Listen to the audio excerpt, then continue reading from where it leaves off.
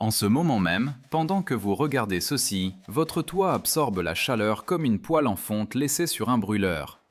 À chaque heure de chaque jour d'été, cette surface sombre au-dessus de votre tête attire le rayonnement et le pousse directement vers le bas dans votre salon. Vous payez pour refroidir une maison que votre propre toit est activement en train de cuire. Voici ce qui a tout changé pour moi. Un sac de poudre à 7 $, le même composé que les Amish utilisent depuis plus de 200 ans, peut faire baisser la température à l'intérieur de votre grenier de 40 degrés ou plus. Pas avec de l'électricité, pas avec un entrepreneur, pas avec un système de climatisation à 5 chiffres, avec un seau, une brosse et un samedi matin.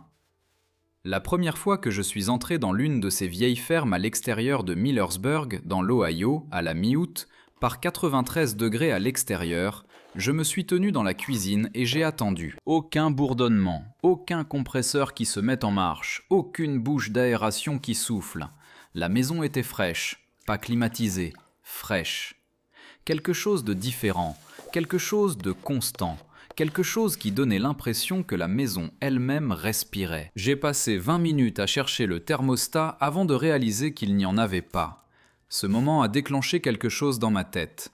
Tout ce qu'on m'avait appris sur la façon de garder une maison confortable en été a commencé à s'effondrer, pièce par pièce, et cela ne s'est pas arrêté depuis. Avant que cette vidéo ne se termine, je vais vous montrer la technique exacte, les matériaux exacts et la méthode exacte qui font que cela fonctionne. Je vais également vous montrer un mécanisme de la NASA de 1959 qui a été discrètement retiré des manuels de construction résidentielle en 1991. Pas interdit, pas réfuté, juste effacé. Et je vais vous dire qui l'a effacé et pourquoi. Que vous construisiez du neuf ou que vous soyez assis dans une maison de 1972, chaque chose que je suis sur le point de partager s'applique à vous. Vous n'avez besoin de rien démolir. Vous n'avez pas besoin de permission. Laissez-moi commencer par un chiffre qui devrait vous mettre en colère. La famille américaine moyenne dépense 719 $ pour refroidir sa maison chaque été, juste pour le refroidissement. Ce n'est pas la chaudière, ni le chauffe-eau, ni les lumières, c'est le prix à payer pour combattre votre propre toit. Un tout nouveau système de climatisation centrale coûte entre 5 000 et 15 000 $ à installer. Ensuite, vous payez 150 $ ou plus chaque mois pour le faire fonctionner.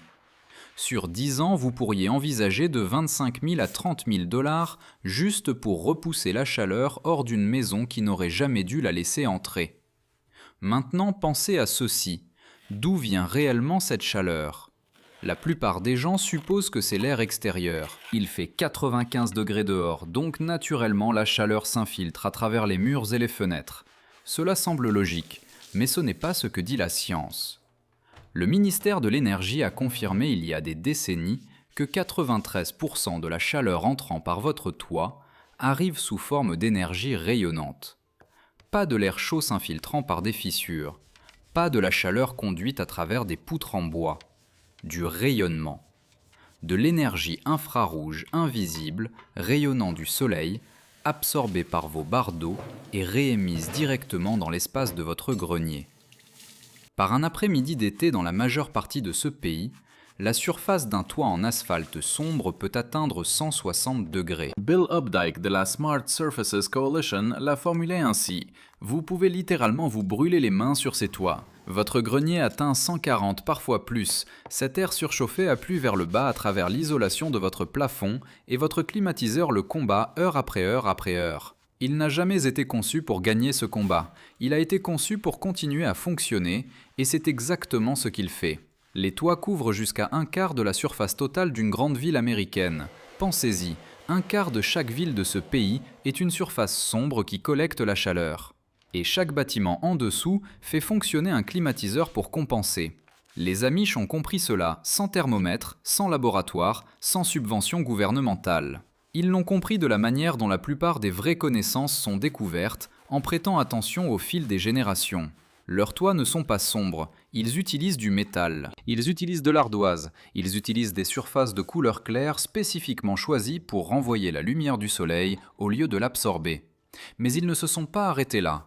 Depuis plus de 2 siècles, les familles Amish appliquent du badigeon de chaux, un simple mélange de chaux hydraté et d'eau sur les surfaces extérieures, les murs, les granges, les clôtures, les fondations et oui, les toits.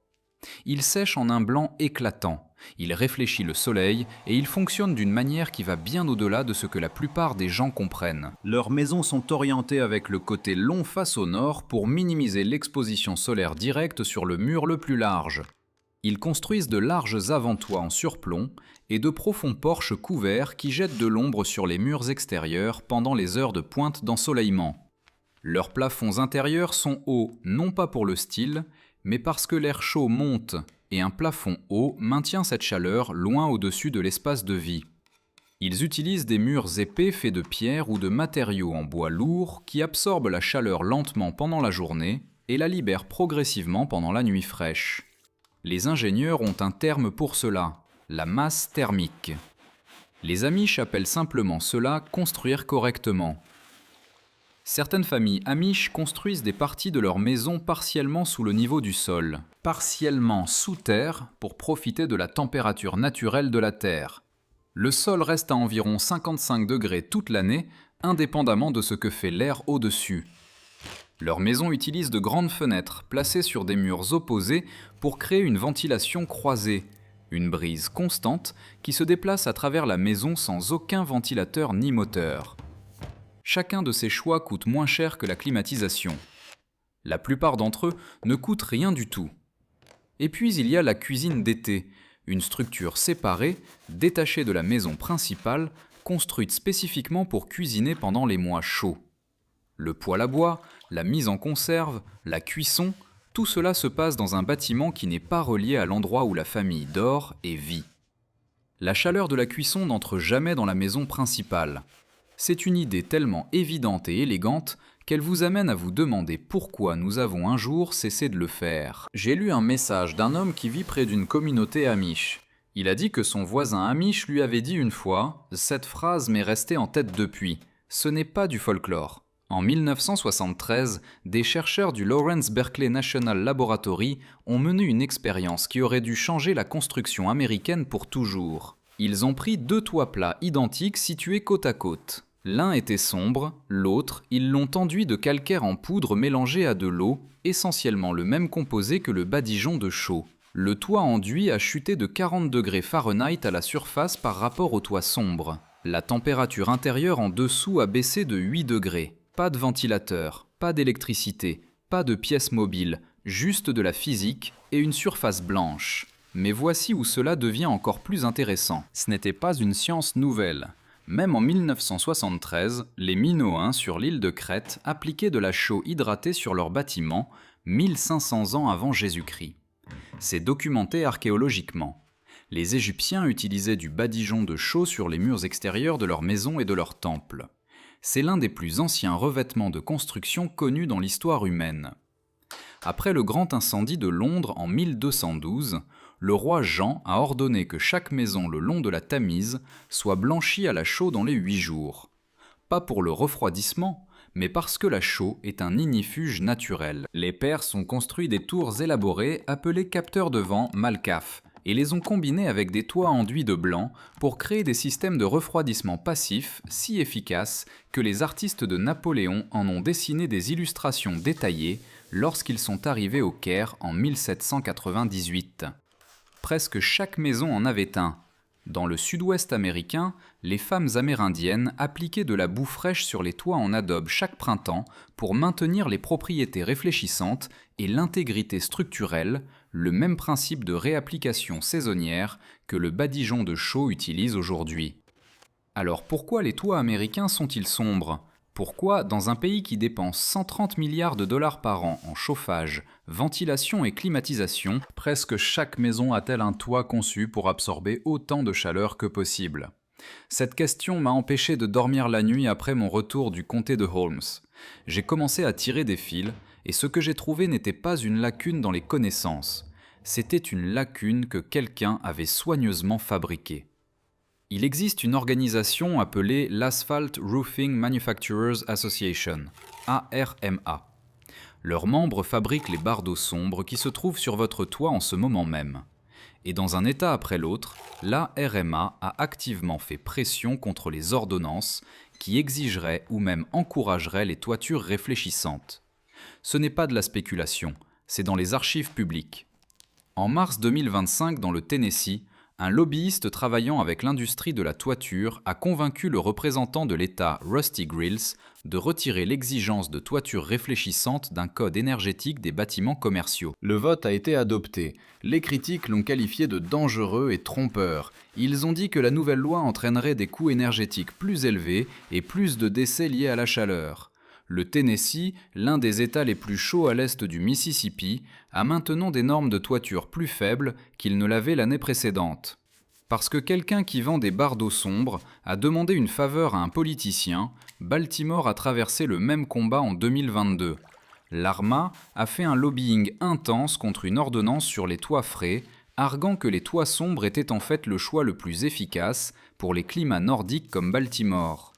De multiples études indépendantes ont montré que cette affirmation était totalement fausse. Baltimore a quand même adopté l'ordonnance en 2023, mais la plupart des villes n'essaient même jamais. La plupart des villes n'en entendent jamais parler. L'industrie qui fabrique l'EPDM, la membrane en caoutchouc noir utilisée sur les toits commerciaux plats, a financé ses propres recherches pour déclarer que les avantages des toits réfléchissants n'étaient pas concluants. Ils ont également répandu l'affirmation selon laquelle les toits blancs causent de la condensation et la croissance de moisissures. Target, la chaîne de vente au détail, a testé des revêtements de toits blancs sur plus de 2 douzaines de leurs magasins dans différents climats. Le problème de moisissure ne s'est jamais matérialisé. C'était un argument de discussion conçu pour créer le doute, pas un fait soutenu par des preuves. Pensez à l'économie une seconde. Le marché mondial de la climatisation génère 130 milliards de dollars chaque année. L'industrie des revêtements et de la peinture génère 200 milliards de dollars. La chaux hydratée est un produit minéral naturel. Vous ne pouvez pas la breveter. Vous ne pouvez pas en faire une marque déposée. Vous ne pouvez pas construire un modèle d'abonnement autour d'elle. Un sac de 50 livres coûte de 7 à 14 dollars dans n'importe quelle quincaillerie en Amérique. C'est là le vrai problème. Pas pour vous, pour eux. Tout leur modèle commercial dépend du fait que votre toit reste chaud et que votre climatiseur reste allumé. Et cela ne s'arrête pas au niveau de l'État. Les associations de propriétaires à travers ce pays ont des règles explicites dans leur registre interdisant les toits blancs ou réfléchissants. Il y a des cas juridiques documentés. Un cas sur un forum de conseil juridique décrit une association de propriétaires qui a en fait approuvé un toit réfléchissant en violation de leurs propres règles écrites qui disaient qu'aucun toit blanc n'était autorisé. Ils savaient que la règle n'avait aucun sens. Ils l'ont approuvé quand même et ont espéré que personne ne le remarquerait. C'est à ce point que cela va loin. Le quartier même dans lequel vous vivez peut avoir une règle écrite par des personnes qui ne remettent jamais en question d'où elle vient, qui vous empêche d'utiliser la surface de refroidissement la plus efficace connue de la science. Une étude publiée dans la revue Nature Cities en 2024 a calculé que les toits réfléchissants auraient pu sauver la vie de plus de 240 personnes décédées lors de la canicule de Londres en 2018. 240 vies. Et le produit qui aurait pu les protéger coûte moins cher qu'un repas de famille dans un service au volant. Maintenant, si vous possédez déjà une maison et que vous pensez que cela ne s'applique qu'aux personnes qui construisent à partir de zéro, restez avec moi car cette prochaine partie est spécifiquement pour vous. Vous n'avez pas besoin d'arracher votre toit, vous n'avez pas besoin d'un entrepreneur, vous n'avez besoin de la permission de personne. Voici exactement ce que vous faites. Allez dans n'importe quelle quincaillerie du pays, achetez un sac de 50 livres de chaux hydratée de type S. Le coût sera compris entre 7 et 14 dollars selon votre région. À la maison, mélangez une part de poudre de chaux avec 2 parts d'eau. Vous voulez la consistance d'un lait fin, pas d'une pâte. Remuez jusqu'à ce que ce soit lisse et uniforme. Prenez un rouleau à peinture à poils épais ou une large brosse de maçonnerie sur votre toit. Appliquez la première couche uniformément sur toute la surface. Laissez sécher complètement. Donnez-lui une journée entière au soleil. Ensuite, appliquez la deuxième couche. Pour un toit de 1200 pieds carrés, le coût total de vos matériaux se situe entre 14 et 28 dollars. 2 couches, un après-midi de week-end, terminé.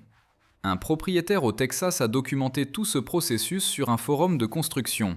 Avant le traitement, la température de son grenier enregistrait 143 degrés sur un thermomètre numérique. Après que 2 couches de badigeon de chaux aient séché, son grenier est tombé à 97 degrés. C'est une réduction de 46 degrés. Ses économies d'électricité estimées pour ce seul été, 1200 $. Son coût total, 14 $. Lorsque son voisin a demandé ce qu'était ce truc blanc, il l'a appelé un revêtement réfléchissant spécial. C'était de la chaux et de l'eau. À Baltimore, un autre propriétaire a peint son toit en blanc en 2023 et a mesuré une réduction de 24% de la consommation d'électricité sur toute la saison de refroidissement. 24% de réduction sur sa facture d'électricité pour le prix d'un sandwich. La chaux s'altère avec le temps. La pluie et la lumière ultraviolette la décomposent progressivement. Vous voudrez en réappliquer tous les 2 à 3 ans. Les femmes amérindiennes du Sud-Ouest comprenaient que cette réapplication saisonnière faisait partie du rythme d'entretien d'une maison, et non d'une faiblesse. Pour moins de 30 $ tous les 2 ans, vous réduisez vos coûts de refroidissement d'un quart ou plus. Comparez cela à 5 000 $ pour une nouvelle unité de climatisation qui devra être remplacée dans 15 ans, tout en vous coûtant plus de 150 par mois à faire fonctionner.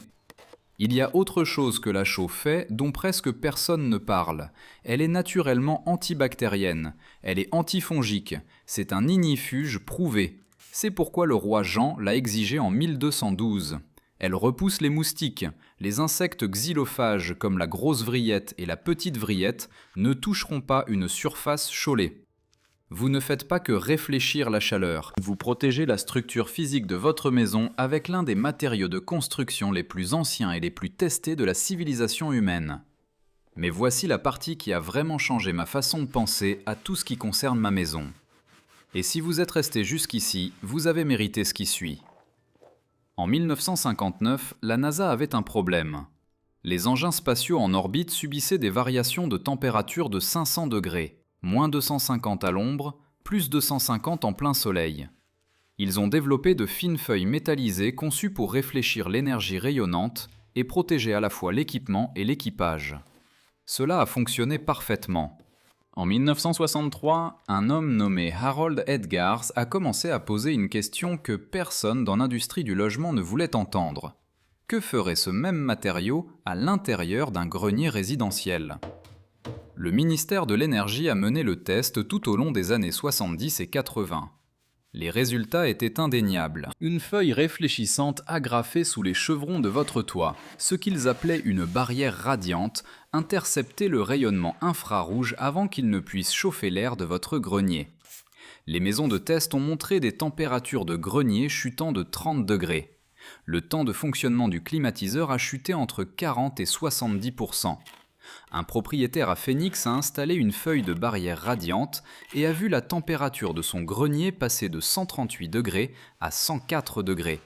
Sa climatisation est passée d'un fonctionnement de 4h30 par jour à 1,8 heures. Sa facture d'électricité de juillet a baissé de 187 $ par rapport au mois de juillet précédent. Son coût total pour les matériaux était de 54 $. Le produit est toujours disponible aujourd'hui. Vous pouvez l'acheter dans la plupart des magasins de bricolage ou le commander en ligne. Cherchez du film pour grenier, du film à faible émissivité ou du film de barrière radiante perforée. Un rouleau de 500 pieds carrés coûte entre 30 et 60 $. Vous l'agrafez sous les chevrons de votre grenier avec le côté brillant tourné vers le bas, vers le plancher du grenier. Ne le posez pas à plat sur votre isolation existante, cela emprisonne l'humidité en dessous et crée des problèmes. Gardez un espace d'air entre la feuille et toute surface pour que le mécanisme réfléchissant fonctionne à pleine efficacité. Chevauchez chaque joint de 2 pouces. Une personne peut faire un grenier de taille moyenne en 3 à 4 heures. Pas d'entrepreneur, pas d'outils spéciaux au-delà d'une agrafeuse et d'un couteau utilitaire. Maintenant, voici la partie qui devrait vous empêcher de dormir la nuit. Vous vous souvenez de l'isolation en fibre de verre déjà dans votre grenier ?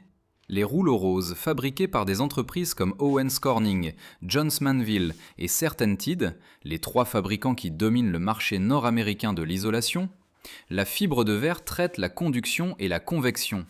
Elle ralentit la chaleur qui se déplace par contact physique et la chaleur qui se déplace par les courants d'air, mais elle ne fait presque rien contre l'énergie rayonnante.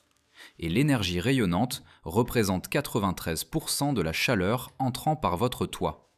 On vous a vendu une solution qui traite 7% du problème, et on vous a dit que c'était la réponse complète. En 1991, la technologie de la barrière radiante a été discrètement retirée des principaux manuels de référence de la construction résidentielle aux États-Unis. Elle n'a pas été interdite. Aucune étude ne l'a réfutée. Aucun organisme de réglementation n'a émis de conclusion contre elle. Elle a simplement été omise de l'édition suivante. Les entrepreneurs formés sur ces manuels mis à jour après 1991 n'ont jamais appris à spécifier les barrières radiantes. Toute une génération de constructeurs a grandi sans savoir que la technologie existait. Pendant ce temps, l'industrie de l'isolation a continué à vendre des matelas en fibre de verre. L'industrie de la climatisation a continué à vendre des unités de refroidissement plus grandes et plus chères, et vous avez continué à payer la facture mensuelle pour les deux. Un rouleau de film à 54 $ qui réduit de moitié le temps de fonctionnement de votre climatisation a été effacé du manuel de formation, non pas parce qu'il a échoué, mais parce qu'il a trop bien réussi pour les personnes dont les revenus dépendent du fait que votre maison reste chaude. Il y a encore une chose que j'ai besoin que vous compreniez, et c'est la science qui lie tout ensemble. Votre climatiseur déplace la chaleur horizontalement. Il extrait la chaleur de l'intérieur de votre maison et la rejette dans l'air extérieur. Mais par une journée chaude, cet air extérieur est à 95 degrés. Vous rejetez de la chaleur dans un milieu qui est presque aussi chaud que la chaleur que vous essayez d'éliminer. C'est pourquoi votre compresseur fonctionne toute la journée. C'est pourquoi votre facture grimpe chaque mois de juillet. Une surface de chaux blanche fait quelque chose de fondamentalement différent. Elle déplace la chaleur verticalement, directement vers le ciel. La NASA appelle ce mécanisme le refroidissement radiatif du ciel. Même lors de l'après-midi le plus chaud de l'année, le ciel au-dessus de votre toit fonctionne comme un dissipateur thermique pour le rayonnement infrarouge à ondes longues. La température effective de ce dissipateur se situe entre -50 et -70 degrés Fahrenheit. Votre climatiseur lutte avec de l'air à 95 degrés à l'extérieur du compresseur. Votre toit badigeonné à la chaux rayonne de la chaleur dans un vide qui fonctionne à des températures approchant celles de l'espace lointain. En 2021, le professeur Xiulin Ruan de l'université Purdue a poussé ce principe à sa limite absolue. Il a créé la surface la plus réfléchissante jamais fabriquée par des mains humaines, un revêtement qui réfléchit 98,1% de tout le rayonnement solaire entrant. Le livre Guinness des records l'a certifié comme la surface la plus blanche jamais produite. Voici le chiffre qui a rendu une industrie de 300 milliards très silencieuse. Couvrir 1000 pieds carrés de toit avec ce type de formule génère 10 kW de puissance de refroidissement passif continu. Un système de climatisation centrale résidentielle standard fonctionne à 3 à 5 kW. Le revêtement surpasse la machine par un facteur de 2 à 3 sans tirer un seul watt du réseau électrique. Pas de compresseur, pas de réfrigérant, pas de facture mensuelle. Vous n'avez pas besoin de la formule du laboratoire de Purdue pour en bénéficier. Le principe sous-jacent est identique à ce que les Amish utilisent depuis des générations. Le même principe que les Minoens utilisaient il y a 3500 ans. Le même principe que les Égyptiens peignaient sur les murs de leurs temples. De l'eau de chaux, une surface blanche pointée vers le ciel. La physique s'occupe du reste. Combinez les deux, le badigeon de chaux à l'extérieur de votre toit pour réfléchir la lumière du soleil et rayonner la chaleur vers le haut, et un film de barrière radiante sous les chevrons pour intercepter toute énergie rayonnante qui se glisse à travers, et vous avez un système double qui traite près de 100% de la chaleur rayonnante entrant dans votre maison. Le coût total pour les deux traitements combinés se situe quelque part autour de 70 à 90 $. Temps total un week-end, électricité totale consommée 0. Paiement mensuel total à votre compagnie d'électricité pour ce système de refroidissement, rien. Le système complet, le refroidissement du toit, le chauffage passif, l'eau et toutes les autres factures ménagères sont exposées étape par étape dans le système domestique Amish. Le lien est dans la description. Mais restez ici parce que ce que je vais vous dire ensuite est la partie qui m'a empêché de dormir la nuit. J'ai passé 30 ans à payer des compagnies d'électricité pour résoudre un problème qu'un sac de poudre à 7 $ et un rouleau de papier d'aluminium à 50 $ ont réglé. Personne ne me l'a dit. Ni mon constructeur, ni mon inspecteur en bâtiment, ni l'entrepreneur qui m'a vendu mon dernier système de chauffage et de climatisation pour 12 000 $ et qui m'a serré la main comme s'il m'avait rendu service, les Amish me l'ont dit, ou plutôt, ils me l'ont montré, en vivant dans une maison fraîche en août sans climatiseur, sans conduit, sans thermostat et sans facture d'électricité. Le savoir n'a jamais été perdu, il a été mis de côté, rangé sur une étagère, effacé du manuel, dissimulé par des industries qui font des bénéfices chaque mois où vous ignorez son existence. La chaux est toujours à la quincaillerie. Le papier d'aluminium est toujours sur l'étagère. Le ciel au-dessus de votre toit est toujours à -60 degrés pour le rayonnement infrarouge. La seule chose qui manquait, c'était quelqu'un prêt à faire le lien et à vous dire que si vous êtes le genre de personne qui croit que les véritables connaissances pratiques ont été discrètement écartées pour protéger la marge bénéficiaire de quelqu'un d'autre, alors vous comprenez déjà ce qui se passe ici. Vous l'avez déjà vu dans d'autres industries. Le schéma est toujours le même. Une solution simple existe. Elle menace une source de revenus et d'une manière ou d'une autre, elle disparaît de la conversation. Ce n'est pas différent ici. Sauf que cette fois, vous savez. Et une fois que vous savez, vous ne pouvez plus l'ignorer. Je veux avoir de vos nouvelles. Si vous avez déjà mis un thermomètre dans votre grenier en juillet, laissez ce chiffre dans les commentaires tout de suite. Je veux voir à quel point il fait vraiment chaud à travers ce pays, État par État. Et si vous avez déjà essayé le badigeon de chaux ou installé une barrière radiante, dites-nous ce qui s'est passé. Donnez-nous l'avant et l'après.